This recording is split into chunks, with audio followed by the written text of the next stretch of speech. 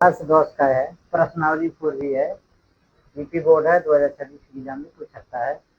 लघुत्तरी प्रश्न है, लघुत्तरी प्रश्न का 68वां नंबर सवाल है। क्या दिया हुआ है? 3x पे 2 घात बराबर 27, यानी बाया पक्ष बराबर दाहिना पक्ष दिया हुआ है, को हल करना है। यानी 3x पे 2 घात बराबर 27 को हल करना है। लिखेंगे सॉल्व, यस रियल भी दिया है। क्या 3x पे 2 घात बराबर 27। ध्यान देंगे 3x पे 2 घात है, बीच में कोई चिन्ह नहीं रहता है तो बुरे का चिन्ह है, यानी हम 3 से क्या करेंगे 27 में भाग दे देंगे। यहाँ पर बचेगा कितना है? यहाँ बराबर का चिन्ह, x पे 2 घात बराबर 27। अब गुणे का चिन्ह है, गुणे का करेंगे, यानी 3 से हमने 1/3 से हम क्या कर रहे हैं? भाग दे रहे हैं 27 में।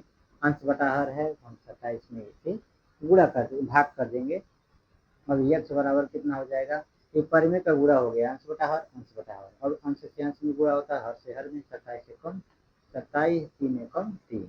अब ध्यान देंगे यक्स पे 2 घात बराबर कट जाएगा, 3 एकम 3, 9 तरीके कितना होता है? 27, बचेगा 9 बटा 1। अब ध्यान देंगे यक्स पे 2 घात बराबर हो जाएगा 9, 9 में 1 से भाग देंगे तो 9 ही होगा।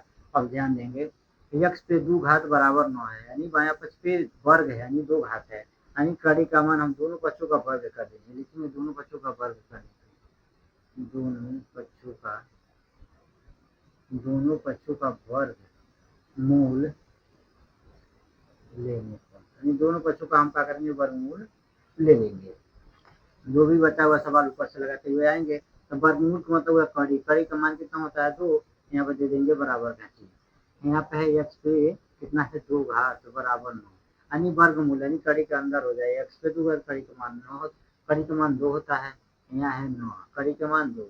हम 9 को हम क्या कर सकते हैं? गुणनखंड विधि छोड़ देंगे, 3 तरीका 9, 3 एकम 3, यानी 9 बराबर हम लिख सकेंगे 3 गुणे 3, किसी भी संख्या पे घात होता है, यानी 3 पे 2 घात हो जाएगा। ये तो कट जाएगा, एक फार्मूला होता है क्योंकि कड़ी का पावर एन, एन में एन सेंटेंशियल, यानी हमारा मान एन ही होगा। यहाँ पे बचेगा एक्स बराबर।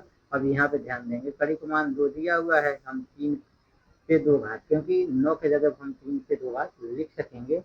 एक्स बराबर हम लिखेंगे, कट जाएगा तो प्लस माइनस 3, अतः हम लिख सकेंगे एक्स बराबर प्लस माइनस, यही हमारा आंसर होगा।